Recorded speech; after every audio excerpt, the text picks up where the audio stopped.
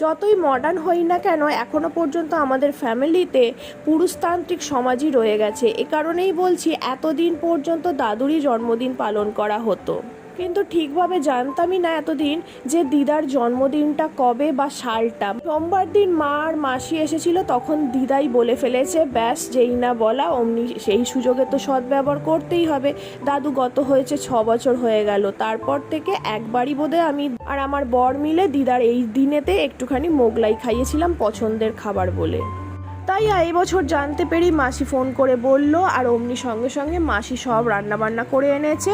মা এনেছে দই, মিষ্টি, ফল ইত্যাদি, আর আমি নিয়ে গেছি কেক। তবে আমার ব্যাঙ্গালোরের বোনও সেখান থেকেও পাঠিয়েছে কিছু স্ন্যাক্স, যেগুলো দিদার খুব প্রিয়।